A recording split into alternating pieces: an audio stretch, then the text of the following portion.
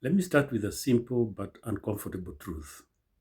In modern parenting, children are influencing decisions, controlling or leading in most homes. The fact is, parents are getting tired while the children are overwhelmed. And the home feels a bit tense, even in good days. This is one of the quietest and least talked about parenting crises in our times. It doesn't show up as rebellion at first.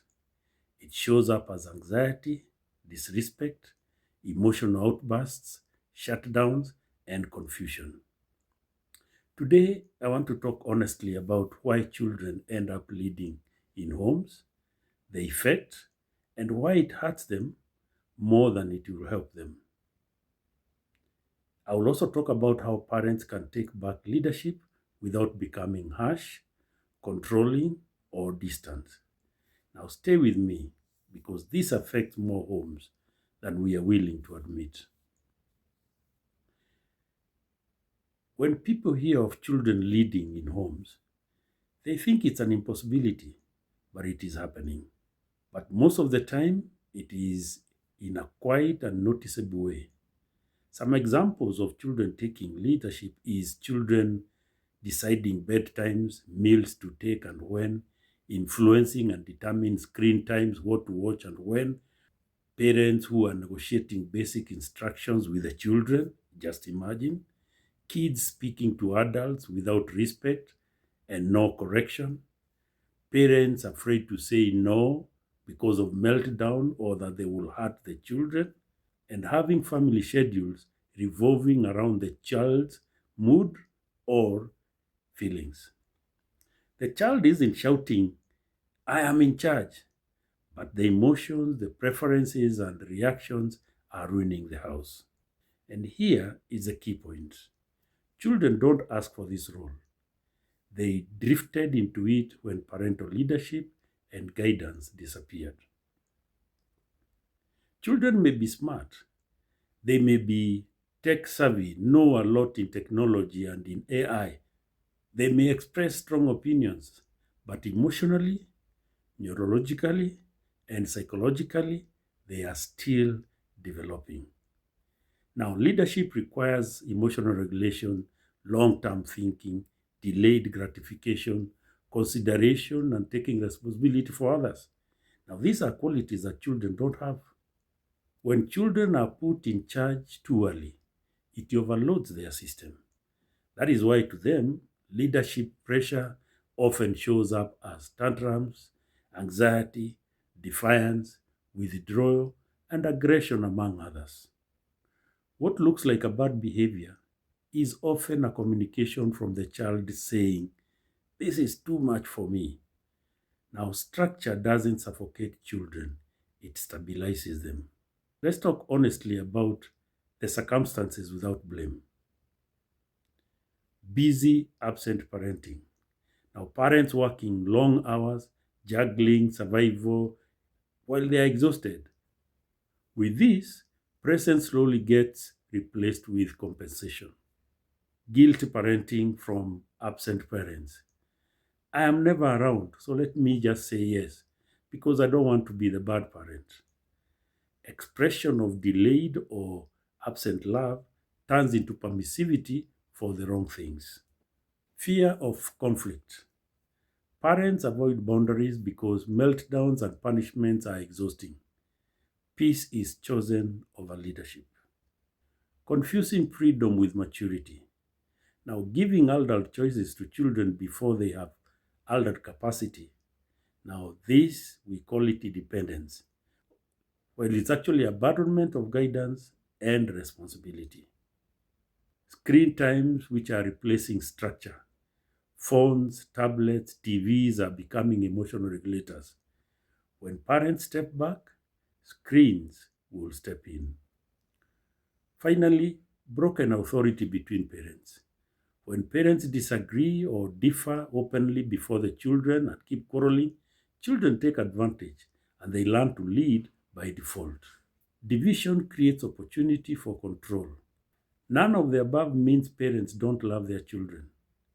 It means parents are getting tired of trying, They are overwhelmed, and they are often giving up and giving way to the children to take up leadership. Here is the part that many people miss. While children lead, they don't feel powerful. They feel unsafe. They don't feel confident. They feel pressured. They don't feel free. They feel alone. Children relax when they know someone is clearly in the lead. That's why disciplined homes often feel calmer and not harsher. That's why children test boundaries, not to break them, but to find out how much they can be able to stretch them. A child who feels secure doesn't even need control. Now, let me be clear. This is not about shouting to stamp your authority, not about punishment, not about, not about dominance. It's healthy leadership, which is setting clear boundaries, consistent follow up and monitoring, calm correction, presence over protection, and authority, which is rooted in love. You don't need to explain every decision you make to your child. You don't need to negotiate every instruction. All you need is to be steady, firm, and consistent. Children don't need perfect parents. They need predictable and present ones. If your home feels chaotic, tense, or exhausting, it doesn't mean you have failed. Take charge of leadership. It doesn't matter how bad the situation could be, just take the lead. Strong parents don't raise weak children. Be strong for your children. To prevent children from taking over leadership or being controlling at home, parents must set clear and consistent rules, follow through with calm consequences, model respectful leadership, and provide appropriate choices to give kids a sense of control within limits, focusing on building a strong parent relationship through warmth, validation, and collaborative problem solving rather than power struggles. Set clear rules, establish definite, specific rules and expectations so that children know what's expected and the boundaries that should not be crossed. Now be consistent. Apply rules and consequences reliably so that children learn what to expect. Also follow through, consistently enforce logical, proportionate consequences for misbehavior without harshness or yelling. You can also offer choices by giving children limited but acceptable choices. For instance, asking them water or milk instead of what will you take. Create roles. Assign age-appropriate goals to foster responsibility and a sense of accomplishment. This will help children identify and label their emotions but maintain your parental role. Lead by example. Be a role model. Demonstrate calm, respectful leadership and problem solving and admit your own mistakes. Communicate openly. Talk through issues, not judgmentally, inviting children to help find solutions. Strengthen connections. Prioritize one-on-one time. Praise positive behavior and offer affection to build trust and reduce power struggles. If this message resonated with you, like this video, subscribe for honest conversations about parent and family, and leave a comment. Would want to know what is the hardest part of leading at your home right now.